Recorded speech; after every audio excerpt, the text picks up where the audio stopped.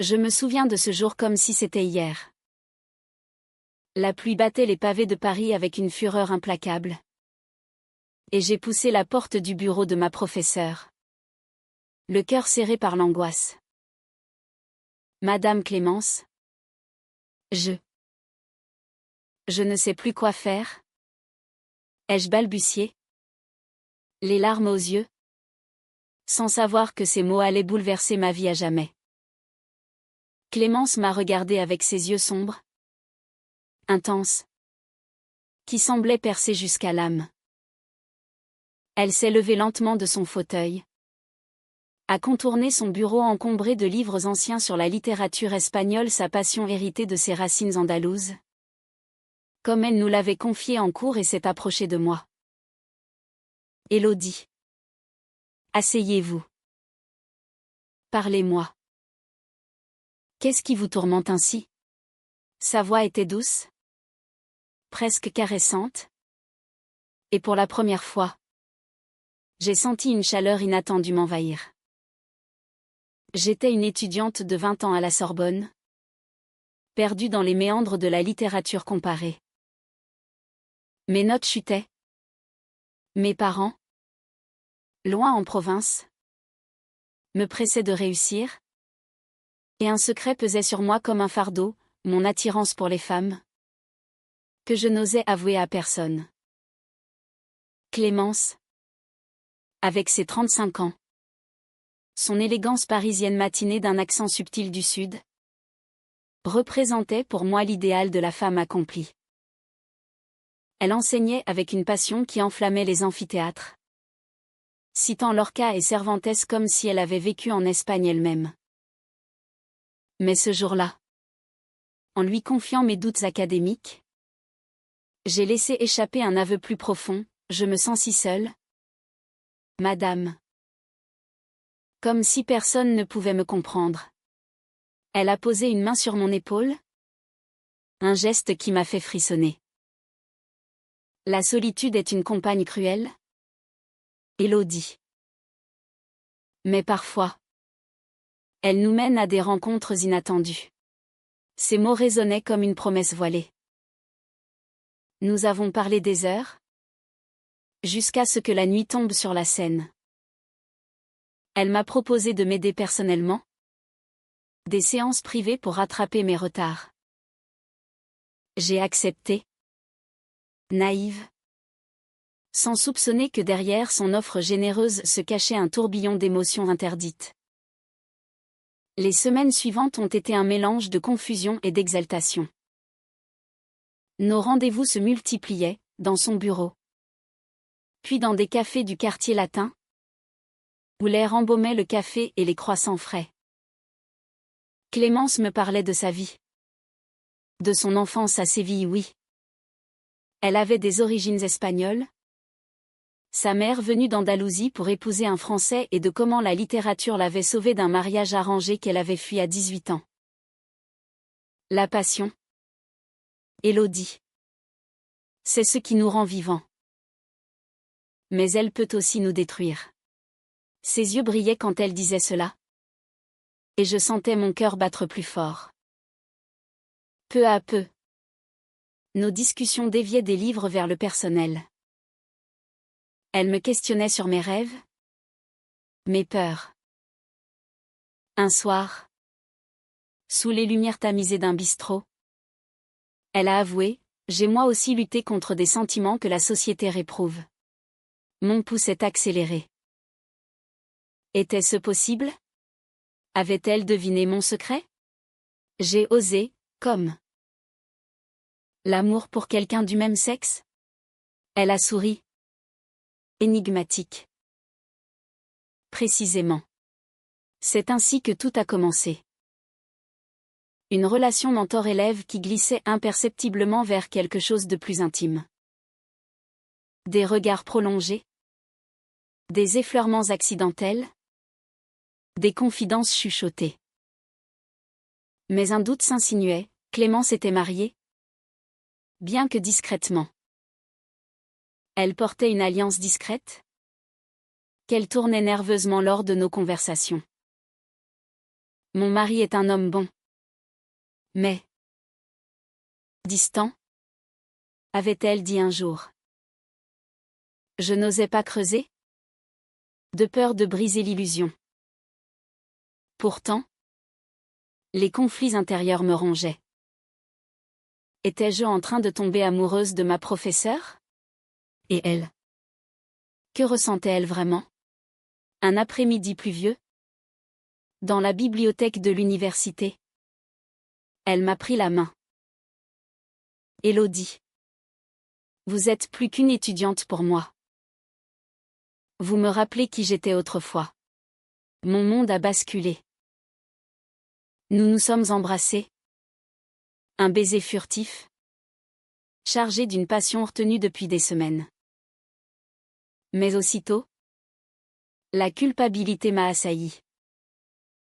Était-ce une trahison? Pour elle? Pour son mariage? Pour moi-même? Les jours suivants, l'euphorie cédait la place à l'angoisse. Clémence m'envoyait des messages codés. Des citations de poètes espagnols sur l'amour interdit. Como el agua que fluye en secreto, écrivait-elle, évoquant un amour caché comme une rivière souterraine. J'étais transportée, mais terrifiée. Mes amis remarquaient mon changement. Tu sembles distraite? Élodie. Tout va bien? Je mentais, protégeant notre secret. Puis vint la première fissure. Lors d'une séance, elle a annulé à la dernière minute, prétextant un rendez-vous avec son mari. La jalousie m'a submergée, irrationnelle et brûlante. Pourquoi lui? Pourquoi pas moi, me disais-je en arpentant les rues de Montparnasse. J'ai commencé à douter, était-ce de l'amour? Ou une manipulation? Clémence, avec son expérience, me guidait-elle vers un piège émotionnel? Un soir, je l'ai confrontée. Clémence, qu'est-ce que cela signifie pour vous? Suis-je juste une distraction? Elle a pâli, ses yeux emplis de larmes. Non. Élodie. C'est plus que cela. Mais ma vie est compliquée. J'ai des obligations. Ces mots m'ont blessé profondément, révélant la profondeur de notre impasse. Nous étions piégés dans un tourbillon d'émotions, où l'amour naissant se heurtait à la réalité cruelle. Les nuits devinrent des tourments. Je repensais sans cesse à ce baiser, à la douceur de ses lèvres, à l'interdit qui rendait tout plus intense. Mais le doute grandissait, Clémence cachait-elle quelque chose? Son mariage, qu'elle évoquait rarement, planait comme une ombre. J'ai fouillé discrètement, apprenant par une collègue qu'elle avait un enfant, une fille de 10 ans, qu'elle n'avait jamais mentionné. Le choc fut violent. Pourquoi me l'avoir caché, me demandais-je. Le cœur brisé. Lors de notre rencontre suivante, dans un parc du Luxembourg sous un ciel gris, je l'ai accusée. Vous avez une fille. Clémence. Comment avez-vous pu omettre cela? Elle s'est effondrée sur un banc, les mains tremblantes. Je ne voulais pas vous effrayer. Élodie. Ma vie familiale est un mensonge. Mon mariage est une façade, arrangée pour les apparences. J'aime les femmes depuis toujours. Mais en France, même à Paris, la société juge encore. Ses larmes coulaient, et je me sentais déchirée entre compassion et rage. Comment pouvais-je l'aimer en sachant cela? Notre relation s'intensifia pourtant. Nous nous voyions en secret. Des promenades le long de la Seine. Des dîners clandestins dans des restaurants discrets. Clémence me racontait son passé, son arrivée en France à 20 ans. fuyant une famille conservatrice en Espagne qu'il avait promise à un homme. J'ai épousé Pierre pour la stabilité.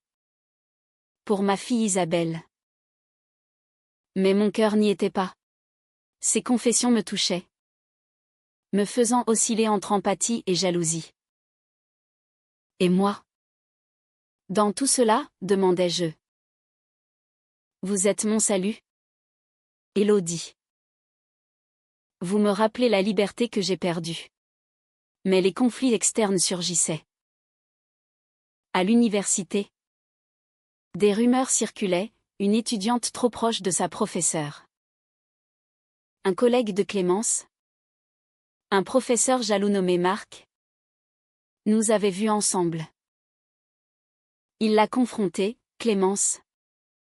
Cela pourrait ruiner ta carrière. Elle m'en a parlé? Paniqué. Si cela se sait. Je perds tout, mon poste. Ma famille. J'ai proposé de nous éloigner. Mais elle a refusé. Non. Élodie. Je ne peux pas vous perdre. Un soir.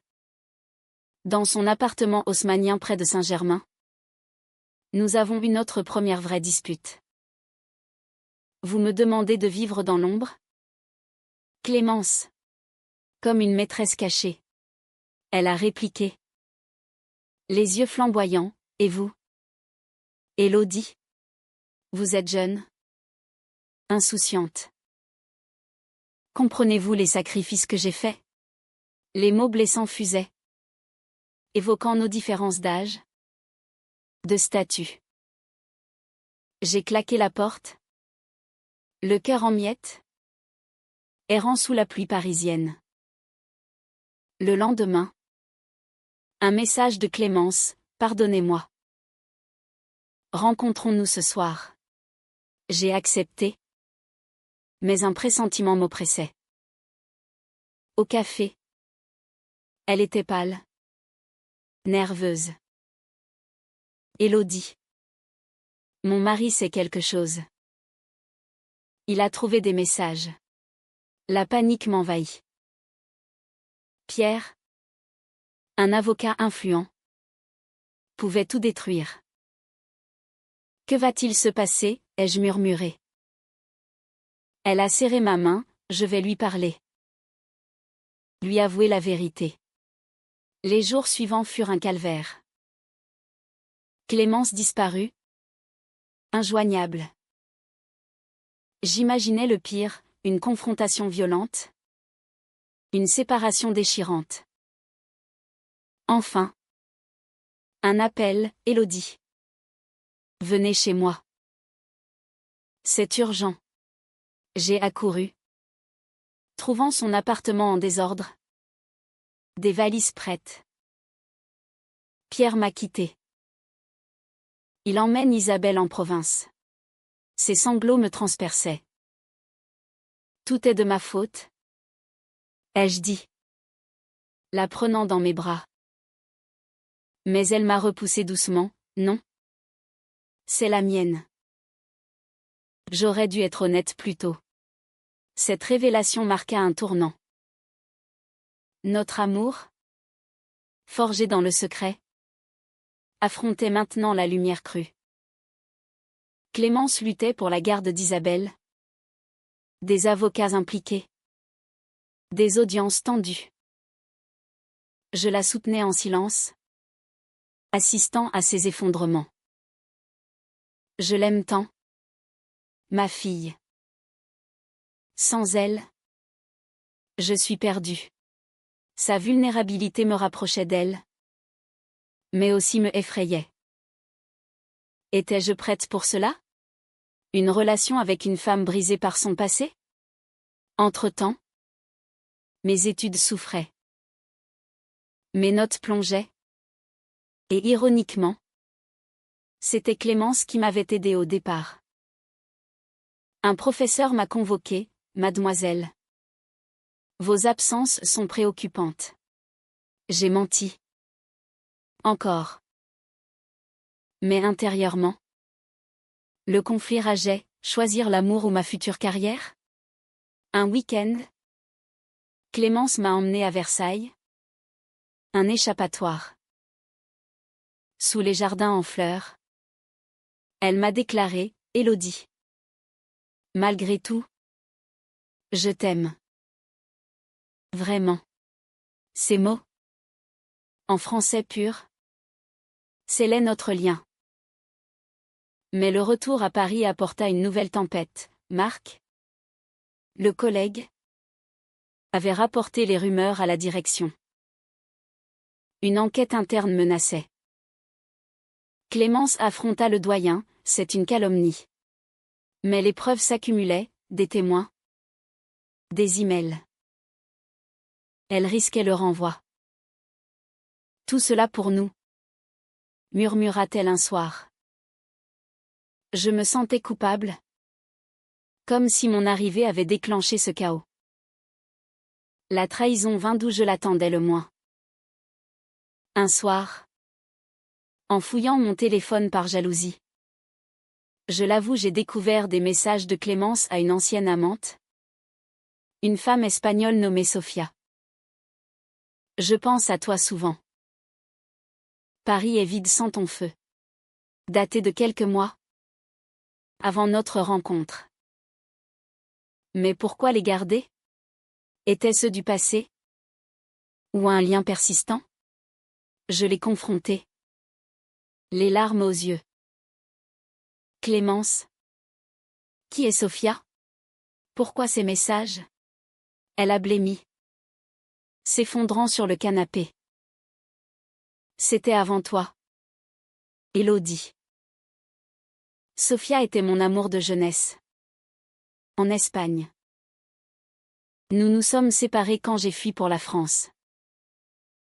Mais récemment, elle m'a contacté. Et j'ai répondu par nostalgie. Ses explications sonnaient faux, creusant un abîme de doute. Nostalgie? Ou plus, ai-je crié. La dispute éclata. Violente. Chargée de reproches. Tu me parles de sacrifice. Mais tu gardes des secrets. Elle pleurait, je suis humaine? Élodie. J'ai des faiblesses. Cette révélation me plongea dans une spirale de phobie. Étais-je une remplaçante? Une distraction de son mariage raté? Je m'isolais, ignorant ses appels.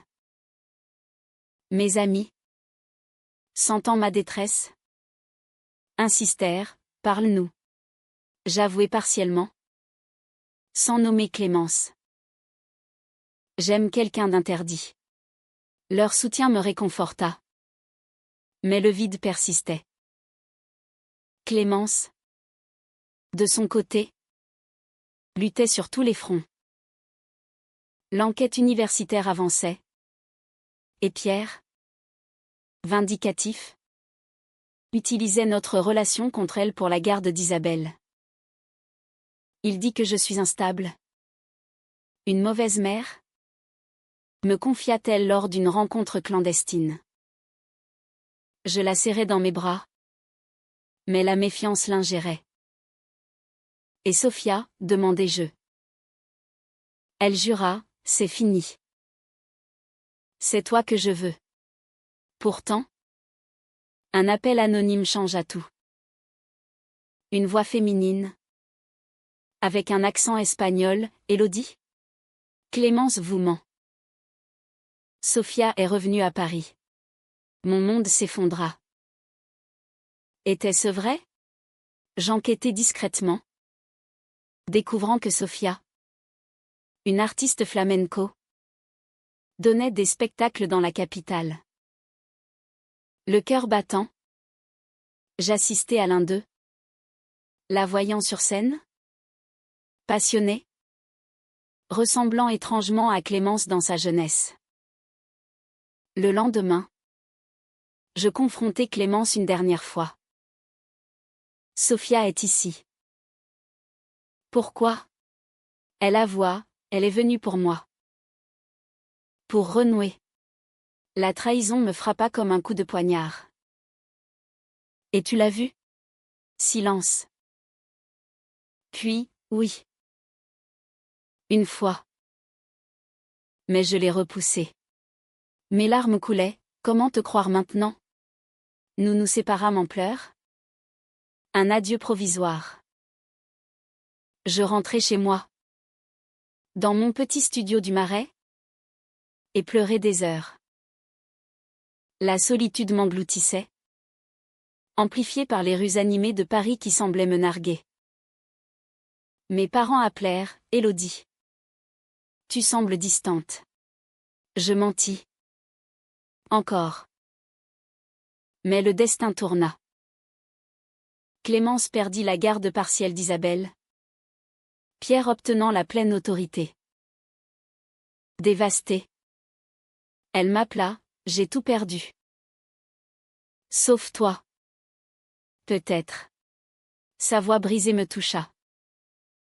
Malgré la douleur, je revins. Explique-moi tout. Elle raconta, Sophia était un fantôme du passé.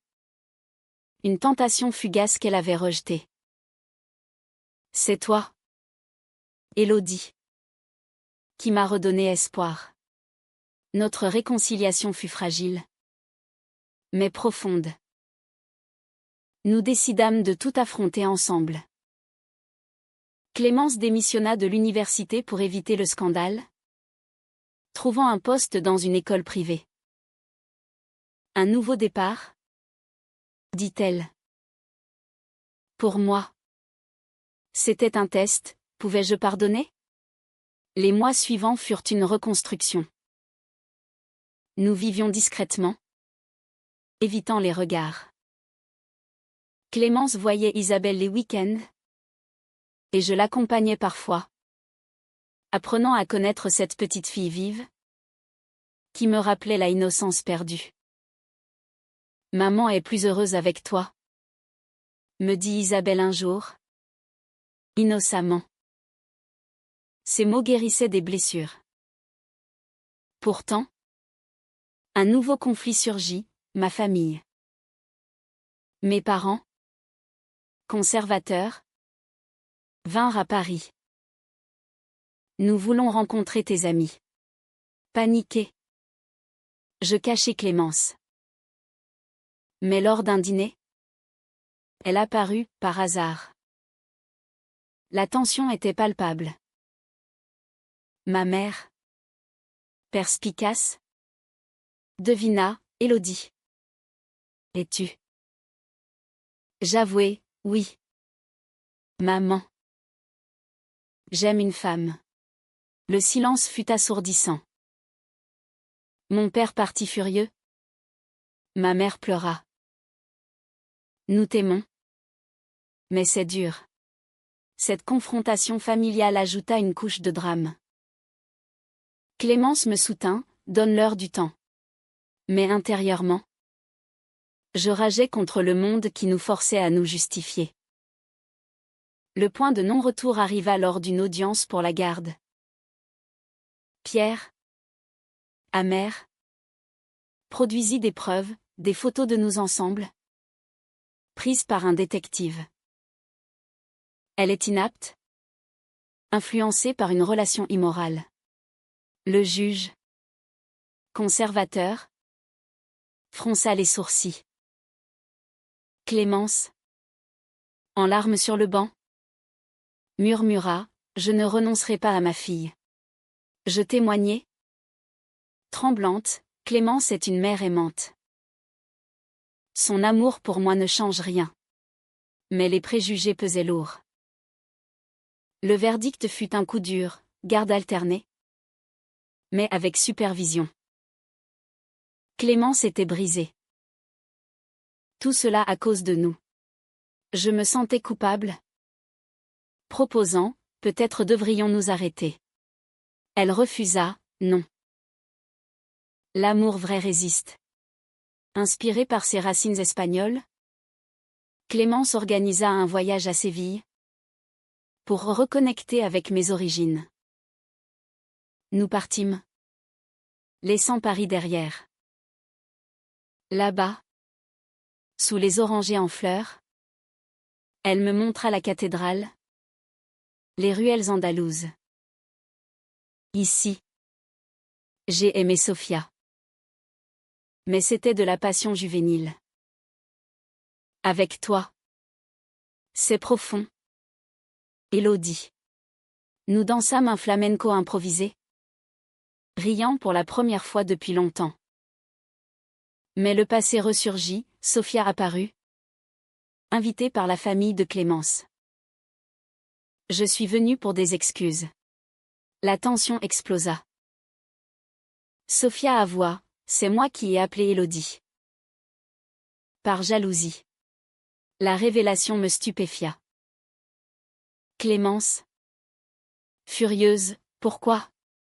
Sofia, parce que je t'aime encore. Une dispute éclata, chargée d'émotions anciennes.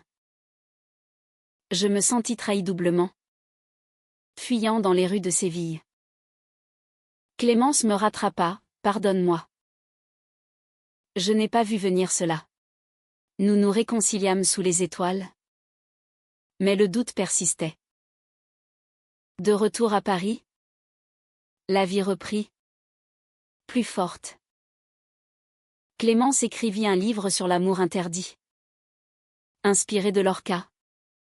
Dédicacé à moi. Pour Élodie. Ma muse. Pourtant, un ultime conflit, ma carrière. Une offre de stage à l'étranger. En Espagne ironiquement. Par Élodie. Vis ta vie, dit Clémence. Sacrificielle.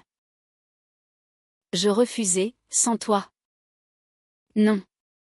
Notre décision fut difficile, rester ensemble. Affronter le monde. Les mois passèrent. Isabelle s'habituant à nous. Pierre, adouci, accepta la situation. Mes parents, après des lettres émouvantes, vinrent nous voir. Nous voulons comprendre. Une soirée tendue, mais réconciliatrice. Le climax inattendu survint lors d'une conférence littéraire où Clémence présentait son livre. Marc, le collègue vengeur, interrompit, cette femme est une hypocrite. Elle a séduit une étudiante. La salle murmura. Scandalisée. Clémence, pâle, répondit, oui. J'aime une femme. Et cela ne diminue pas mon travail. Je montai sur scène, la soutenant, l'amour n'est pas un crime. Le scandale fit les journaux. Mais aussi un soutien inattendu, des étudiants. Des collègues LGBTQ. Manifestèrent. Clémence gagna en popularité. Son livre devint un best-seller. Grâce à toi, me dit-elle. Notre relation s'épanouit. Loin des secrets. Nous déménageâmes en banlieue parisienne. Avec Isabelle les week-ends. Une famille atypique. Riait Clémence. Des années plus tard, je regarde en arrière, les conflits. Les trahisons. Les larmes ont forgé un amour résili. Clémence m'a appris la force. Moi la jeunesse. Notre histoire, imprégnée de passion espagnole et de rationalité française, est un témoignage humain. Aujourd'hui, marchant main dans la main le long de la Seine, je sais que l'amour triomphe. Même dans la tourmente.